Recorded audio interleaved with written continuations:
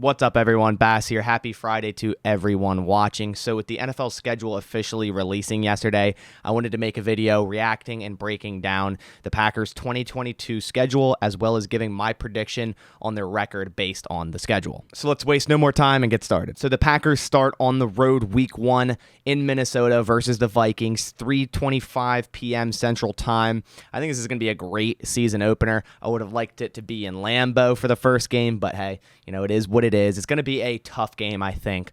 The Packers tend to split the Vikings the past few years, where the Vikings win one, the Packers win one.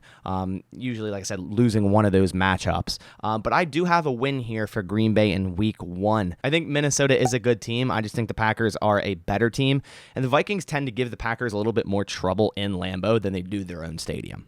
Then in week 2, the Packers stay in the division with their home opener versus the Bears, and this is Sunday Night Football. I am so excited for this game. A classic Sunday Night Football game in Lambeau versus the Bears. I have a very easy win here. The Bears team is still growing. Justin Fields looked pretty decent last year. Obviously, he's still got to grow and learn, but this is in Lambeau, Sunday Night Football, plus the Bears have lost 6 in a row in Green Bay. So I have an easy win here. I think the Packers show out and play really, really well in their home opener here on Sunday night. So the first big test is going to be week 3 versus the Tampa Bay Buccaneers in Tampa Bay, 3:25 Central Time. I might end up going to this game. I haven't been to the Tampa Bay Stadium, but I'm also going to Florida, I think 2 weeks after that for vacation, so I don't know if I'm going to be able to make 2 Florida trips in that span. But I hate that it's in Tampa again. I mean, I feel like every time the Packers have played the Bucs, except for in the playoffs a couple of years ago, it seems like it's in Tampa. And the reason I hate that is Aaron Rodgers doesn't have the best track record in the state of Florida, and Tampa Bay is still obviously a very good team. I do have the Packers getting their first loss here in week 3. Then in week 4, the Packers head back home and play the Patriots at 3:25 Central Time. The Patriots are a very good team. It's still coached by Bill Belichick. They are a good coached team, but the Packers have home field advantage here. I also see Green Bay a much more complete team than the Patriots are. I do expect a good year from Mac Jones. I liked what I saw last year, and I expect him to build on that. But overall, I do have another W here for Green Bay. Then in week 5, the Packers go over to London for their first ever international game. Anyone that lives out there, I'm super, super excited for you if you're going to that game, or just in general to have the Packers, over the water there. I'm really happy to see the Packers finally able to go over to London. And although they technically lost a home game, they still have 8 home games because the extra game on the season now. So I'm not too mad at that. The Giants, but in terms of this game, the Giants are not a good team. I mean, Danny Jones, probably his last shot. If he doesn't catch on this year, he probably will never catch on in the NFL. The Giants will move on, draft another quarterback, sign another quarterback, and Danny Jones will probably be a backup for a few years after that. But he does still have this year to make that chance, you know what I mean?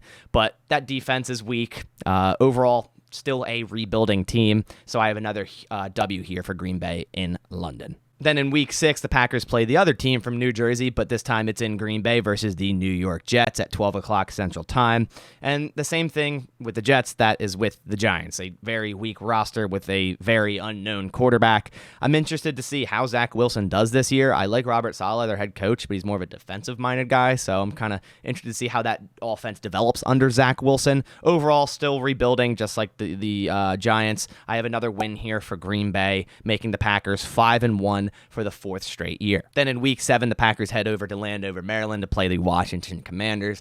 And I think the Commanders season is going to be interesting. It really, really, at the end of the day, depends on the play of Carson Wentz. We've seen Carson Wentz years ago almost be an MVP candidate, but we've also seen him play very, very bad.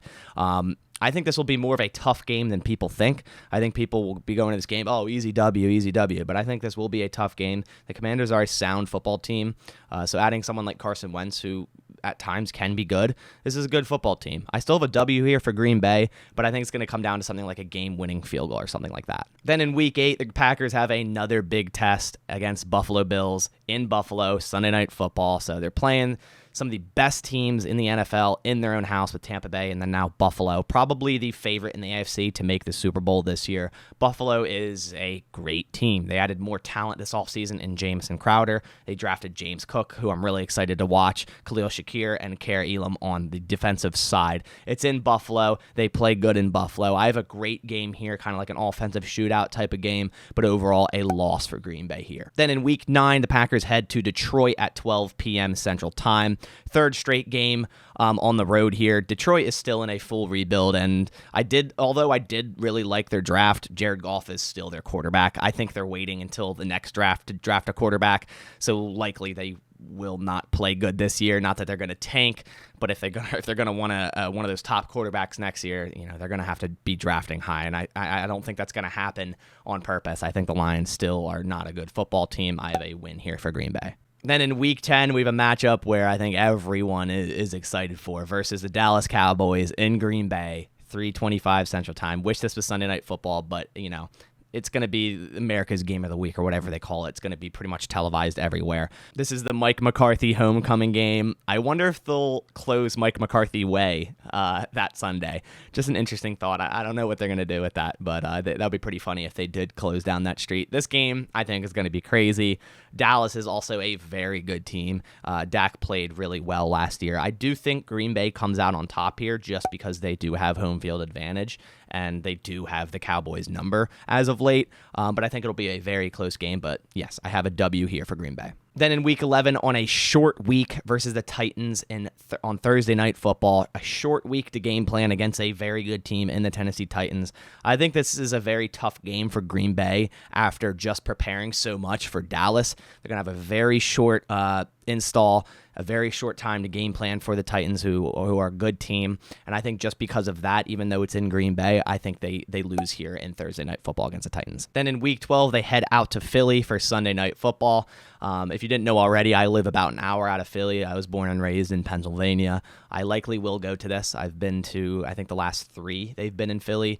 And although they are easily the worst fans in the NFL, and the stadium is horrible, and I have countless disgusting stories in Philly because their fans are just absolute trash, to say the least, with a lack of better words. The Eagles are an interesting team. It really depends on the play of Jalen Hurts. What are we going to get from Jalen Hurts this year?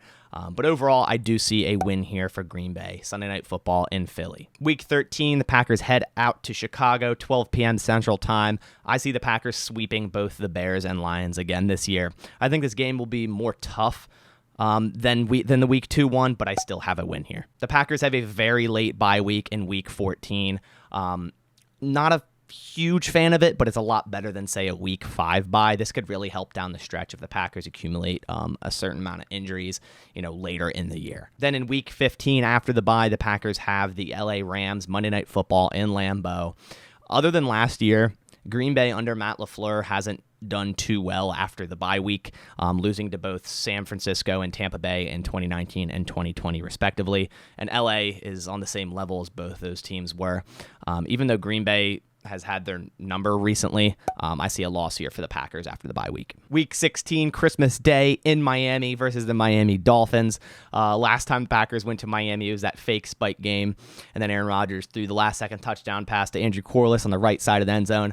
I was actually at that game. That was a wild game. Extremely hot, heat index of like 115 or something. Now they have that white sunblock roof on the top. Luckily, they did not have that when I was there. It was really, really hot, and it was unbearable at some points. But the Dolphins are also a very weird team, depends on the play of Tua. And with the whole Flores stuff that happened last year, I don't see the Dolphins being a very good team this year, so a W here for the Green Bay. Then in week 17, we play the Vikings for the second time, this one obviously being in Lambeau, 3:25 Central Time on New Year's Day. And as I said earlier, I see the Packers splitting with the Vikings, meaning I have a loss here, even though it is in Lambeau. As I said, the Vikings usually give the Packers a hard time in Lambeau. The Vikings are a really solid team, and out of the last 5 games in Green Bay, the Vikings are 2-2-1. So There's no real edge there just because it's in Lambeau. The Vikings, like I said, usually give the Packers a tough game, so I have a loss here. Then to finish up the season, again in Week 18, just like last year, the Packers play the Detroit Lions. This time it is in Lambeau. Obviously, this depends if the Packers were to have their starters for this game, but with the record I have them at this point, I think they would. So I do have a win here for Green Bay, bringing the Green Bay Packers, in my prediction, to 12-5 on the year, likely giving them the second or third seed in the NFC. And I think that's a fair guess for a prediction on a Green Bay Packers record based on this schedule. It's not easy to win 13 games in the NFL 4 seasons in a row. So I have them winning 12 this year. But I want to hear your record prediction down in the comments. Give me your record prediction and then the games they're going to lose and why. Just write that down in the comments below. And of course, if you want more Packers news analysis and updates, everything Packers through the offseason, make sure to go click the subscribe button if you haven't already. And then if you guys could also leave a like on the video, I appreciate it a ton. I appreciate everyone coming by, watching my videos. It means the world to me. But that'll about do it for today. I'll catch you on the next one. As always, go Pack Go.